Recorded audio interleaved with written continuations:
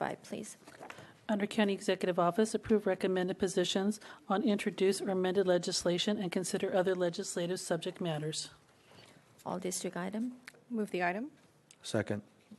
Supervisor Spitzer.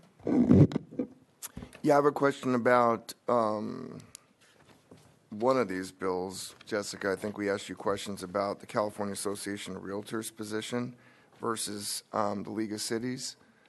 Was that the Senate bill? Was that the Wiener bill, SB 35? There were some changes, right? There were some significant amendments in the bill that was sponsored by the League. Oh, it's AB 879, right? Yeah, it's the AB. Okay. So could you, I wanted to find out why the California Association of Realtors was in support of the bill. Could you explain that, please? I'm going to actually, I know that Platinum Advisors is here in the audience today, and they had reached out to the, on that specific question yesterday.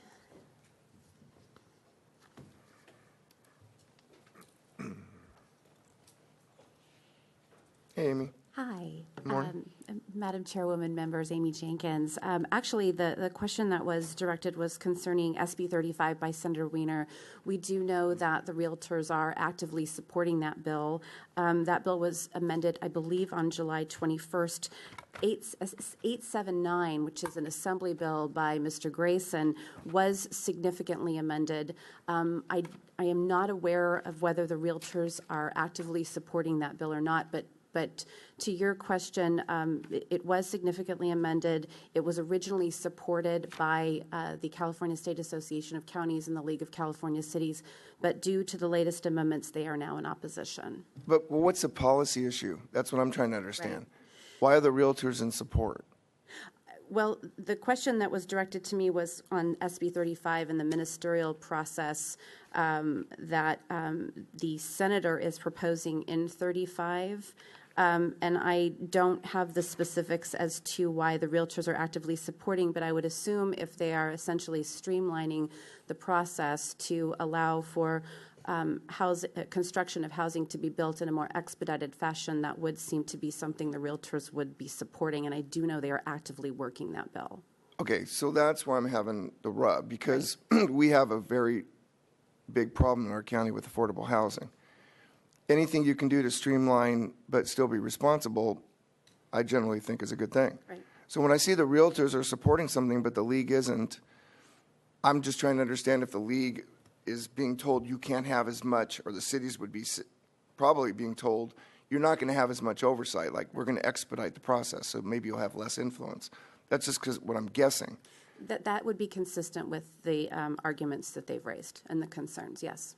Okay, but that involves a much more active conversation than just a no by our board, because the public policy, I think every one of us up here feels that CEQA and some of the other regulations are so burdensome that it's prohibitive of why we can't build housing. Mm-hmm. So that's why I wanted to get more of a briefing. Mm-hmm. I would encourage us not to take a no position on this until we understand whether the realtors are right and we're actually trying to achieve a public policy goal that makes sense to build housing in a more expeditious fashion, as opposed to why the league now is opposed. I really don't understand what the amendments are trying to do. So if you look at the support and oppose, I mean, it's extremely extensive. Like, a lot of people are following this legislation on both sides. And when I look at the different groups on either side, there's no, it's like a mixed bag. I mean, there's no real theme. Generally, you can see support and oppose, and you can formulate some conclusions. I can't really formulate any conclusions by the support and oppose, but there must be over 200 groups here, or at least 100 groups, who have weighed in on this bill, which means it's a very significant piece of legislation and probably is trying to make some significant changes. So could you advise, I mean, they're in their last, 3 weeks of session? This bill is going to move through one way or another, right? The bill is currently in the Assembly Rules Committee, a pending review. We believe it will be taken up as part of the broader housing package that's being contemplated. We are hearing up to 10 bills potentially as part of that endeavor. So we do assume the bill will be taken up. It will be pulled out of rules. But to your point, we don't know what that process looks like as the full housing package is still being developed.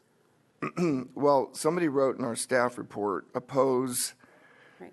unless amended to review the reasonableness of local fees charging new residential development and propose amendments to mitigation fees. So I'm guessing the locals are concerned they may not get the monies. It says something about money probably at the end of the day. Don't we have a housing department here in the county that kind of helps us with this stuff? Jessica? It's Julia. Or, yeah. Jessica Witt. Yes, that was one of, when we worked with OC Public Works on this bill, and that was one of the concerns that they expressed was any potential limitation on those mitigation fees that could come to local governments. Well, at the end of the day, I mean, we're not going to resolve it with our position on this bill, but we have to build more housing. Our rents are out of control in this county, and it's about supply and demand. So if the realtors are behind a bill trying to streamline the process, I generally defer to the realtors. I mean, they generally know what they're talking about.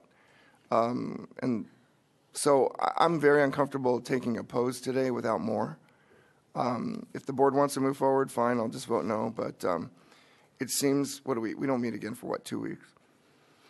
Which may be a little too late to weigh in. But what amendments are we seeking? How about that question? On which bill, sir? I'm sorry. Well, I mean, let's talk about Grace and AB 879, opposed unless amended. What amendments are we trying to get? On 879, we're looking to amend the bill to remove the provision to review the reasonableness of local fees, because that's not clearly defined in the legislation as to what exactly that would mean. And then to also amend the bill to remove the provision that requires new substantial analysis in our future housing element. A lot of that hasn't been clearly defined and could, although it may not be a significant impact, could have an impact on any future revisions to the housing element.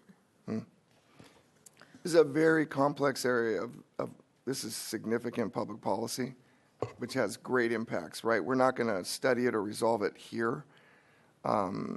So I kind of defer to my colleagues on it. I'm a little uncomfortable about it right now. Okay, Supervisor Roberts. Thank you, Chairwoman. I think with both of these bills, with SB 35 and AB 879, it goes to in the face of local control, and that's a real issue because with SB 35, there's now HCD has a lot more power and control than they've ever had before.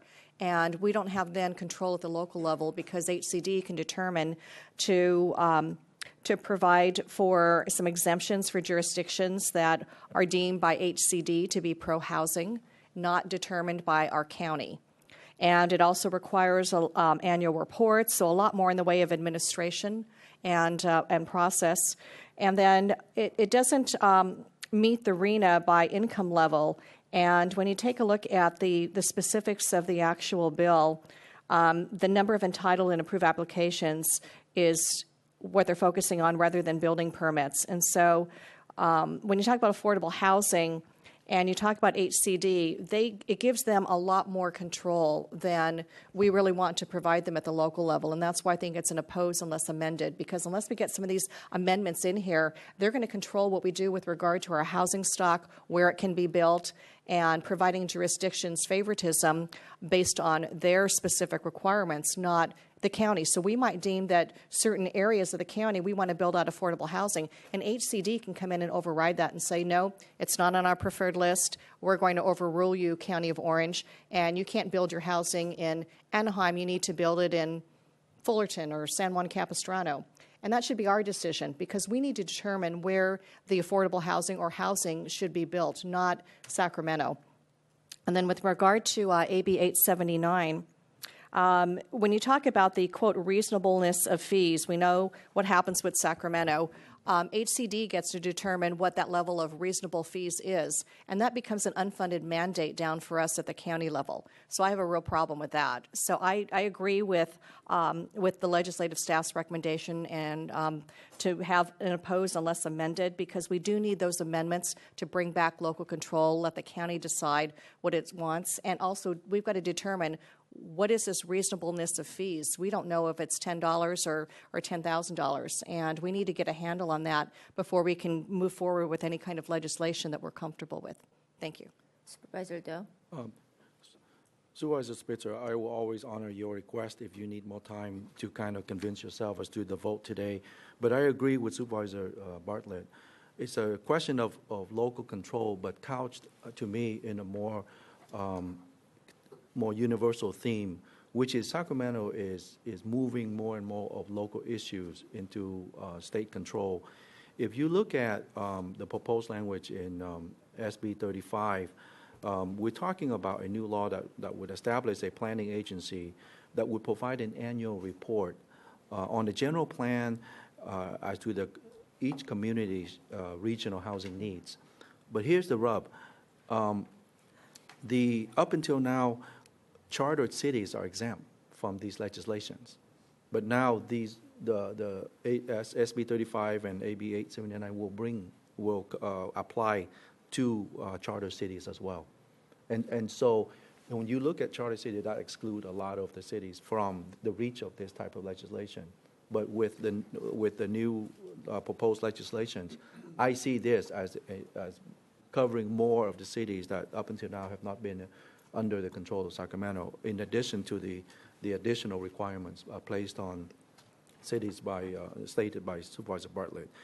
And so I think with the struggles that we have had recently discussed up here on different issues, Cal Optima and such, this is important that we be consistent in moving ahead, that there are issues that we believe should be subject to local control, because we know best our housing needs, and the cities know best, the needs of their communities, and we should not agree to take wholesale this type of effort and maybe even oversight up to Sacramento. That's where I come from, just to give you kind of maybe food for thought. Thank you. Supervisor Spitzer. Yeah, I think you both make compelling arguments. You made me a lot more comfortable through your expression, so I'm willing to support it now. Thank you for articulating your positions. Supervisor Bartlett. And I just want to thank our legislative staff. I know these two items are really important to us and can adversely affect our county. And I appreciate our leg staff and Platinum Advisors really getting on top of this and working hard for us in Sacramento, getting our point across. It's a very conservative county, and I know it's not always easy up there, but thank you very much for your efforts. I believe there is a motion on the floor, right? And seconded already. Yes. Okay, no objections, passes.